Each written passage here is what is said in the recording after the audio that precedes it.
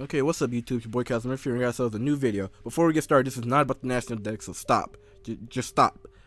This isn't even about spoilers or anything, so please let's keep this spoiler free. But we'll be starting a new discussion with Pokemon Sword and Shield dropping about 10 days.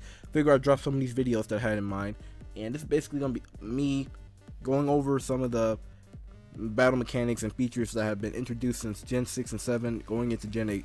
For those of you who don't know, Megas and Z-moves won't be in Sword and Shield. They'll be replaced by Dynamax and Gigantamax. Again, have not checked any of the spoilers or leaks, so please keep it spoiler free down below. Basically, I just want to talk about like my opinion on some of these battle mechanics and features, and I just want to go over the pros and cons and my personal opinion on them. And it's an open discussion down below. There's no such thing as a wrong answer. As she said, Megas Kangaskhan was not broken back in Gen 6. That's one of the few things that would be wrong. However, I would like for the discussion to stay within the topic. For example, we're talking about Megas right now for this video. I'd love for the discussion to be about Megas, and mostly be pertaining to Gen 6. If you bring up Z moves and all that, I prefer that be saved for the future videos that will be dropping soon. So other than that, let's just hop right on into this. We're going over the pros and cons right now. So Megas. Pros. They gave many Pokemon a new identity. This is very true. There are some Pokemon who, let's be honest, either we forgot they existed, or the only time they were useful was when you're trying to complete the Pokédex in some capacity. And some Pokemon like this would include Mawile, admittedly Houndoom, Banette to a certain degree, Beedrill, and Pidgeot. I mean, obviously you don't forget those two Pokemon, Gen 1 icons, but there are Pokemon who you just never really see used outside of maybe trying to complete a Pokédex or the occasional wild encounter. They just weren't that important, to say the least, throughout their lifespan within the Pokemon universe. And with Mega Evolution, they were given some more importance and relevancy through just the changes that happened this way, and I think that's a good pro because it put these Pokemon back into the limelight for at least throughout Gen 6. Another pro, it added an extra layer of strategy to the game. I don't think this is as big as a pro as the first one, but I feel like this one is pretty true for Pokemon like Scizor. Scizor is a Pokemon who benefits from having a Mega, but at the same time, it's still fine without one, depending on how you're running it. And I feel like in a Scizor v Scizor matchup, it's one of the most interesting ones that you can see out there in the game. Because Scizor can be ran many different ways because it's so versatile. In a mirror matchup, you don't know what your opponent may be running. So you may see a Scizor on one end who's potentially hyper offensive versus a bulky Scizor, or vice versa. You may see two Scizors who are pretty bulky, who are relying on recovery. You may see Scizors who are just relying on setup. You may have both Scizors actually be Megas, or maybe one Scizor is a Mega, the other one isn't. But the opponents just don't know because this is a mirror matchup, and because they're running a specific Scizor, the possibility combinations they could be thinking of on the opponent's side is just as infinite as their thought process. So basically, we see mirror matchups, it kind of adds the extra layer of strategy. Also with team preview, there are some Pokemon who have good synergy. They're also Mega-able. For example, Tyranitar and Garchomp can both Mega Evolve. However, they're both strong without a Mega. So if you saw both Pokemon in team preview, you may guess on what the strategy may be. So it adds extra layer of strategy to otherwise pretty simple-minded game plan on the surface. So I think that's still kind of a pro, because mind games are always fun. And a final pro I put down here was it makes your team stronger. That's a fact. You can't really refute that. Every Mega besides Alakazam is given an increase of 100 to their overall base stat. Alakazam's given us an increase of 90. Don't ask me why.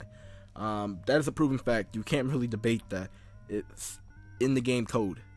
So yeah, that's a pro. Now for the cons. We'll skip around for this one a little bit. They're pretty centralizing in team building. We'll start with that. I feel like this is very true because back in Gen 6 and a little bit of Gen 7, when it came to team building, Mega Evolutions kind of became like the staple and almost the standard. It's like if you didn't run a Mega on your team, people were thinking like, well, why are you crippling yourself? Because the Megas, for what they offered, and depending on which ones you were going for, they just made your team that much better. Let's say you wanted to run an Ice team and you decided you want to probably use Hail. Why not run Mega Abomasnow? Just make it. It's not like Abomasnow had that many great moves to begin with, so might as well give it a Mega Stone to make it a little bit more powerful while still keeping the snow warning ability. It's things like that that put Megas in the weird position that they were, and made many people have kind of a love-hate relationship with them, because their centralizing nature made team building a little bit easier for some, because 1 out of the 6 slots is already kind of chosen for them. But at the same time, many people kind of rely too much on Megas, because sometimes they'll still win condition, or they will set up and let their Mega be the win condition. So it wasn't too great in terms of diversity overall. There were many who were overpowered or underwhelming. If you're someone who likes to see uniqueness and diversity, you do not want to watch Pokemon Worlds 2015. In top 8 of Masters, there's only 15 different species, and Kangaskhan was on 6 out of the 8 teams. That means there was only 15 different species out of potentially 48 different Pokemon slots. Of course, you wouldn't see 48 different Pokemon in top 8, but that should be a reminder to you that, yeah, in the format where Megas were kind of settled in, they were just that powerful. Mega Kangaskhan was everywhere. And on the flip side of that, the fact that there was lack of diversity, many could point out the fact that with some Megas being given these buffs, many of them still did not hit the mark. We'll get more into that from my personal opinion, but yeah, there's a large gap between which Megas were really strong, you know, the Kangaskhan's, the Mawwows, Lucarios of the world, versus the ones that were still relatively weak. Yeah, I'm looking at you, Mega Beedrill and Mega Slowbro. And another kind I wanted to bring up was Mega Rayquaza. If you don't know anything about Mega Rayquaza, well, the lore behind it is because of ancient people praying to it or some crap like that, it gained the ability to Mega Evolve without the need of a Mega Stone. So not only do you have a legendary who can Mega Evolve, it's a legendary who can Mega Evolve who has a really strong ability, a really strong attack in Dragon Ascent, and can also still hold an item. If that didn't sink in that that's pretty stupid, then I don't know what will. But yeah, that's a big con in its own right there. And this one really isn't a con, but it's like neutral, because I mentioned it on both sides. There's some Pokemon that didn't need a Mega Stone.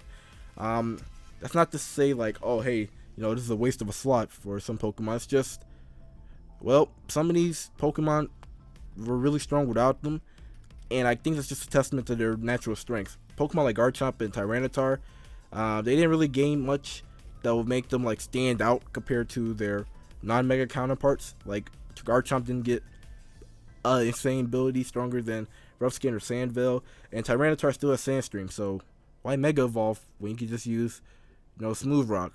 Like, the Smooth Rock gives Tyranitar a stronger buff because longer sand time. Things like that, that kind of grinds my gears a little bit, but it's on the neutrality side. But my overall opinion on Megas, personally, I liked them a lot. I really did. I actually liked them more than Zemu, spoiler alert. However, as I mentioned in this, it was pretty centralizing in Gen 6 how Megas kind of ran rampant. We actually see nerfs happen to particular Pokemon in Mega Kangaskhan. We never really see nerfs happen until Gen 7 to any Pokemon really, and Kangaskhan was one of the few to actually be directly nerfed, with Parental Bond doing less damage with the chip damage move it could do. Parental Bond was really strong, and it was really dumb, especially since any stat modifiers would be activated again. But I don't know, I feel like the way Megas were going in Gen 6 leading to Gen 7, that centralizing nature that they brought to the table was not really healthy to the overall competitive meta. I'm not one who's like, oh hey, you know, I want to see diversity, because I'm fine with there not being much diversity within a top 8 of a tournament, because these Pokemon can all run different moves. These Pokemon have different strategies, so you can still see uniqueness, and you can still see something that was unexpected. It's just, it's not in the form of the Pokemon species themselves, but in the form of their move list.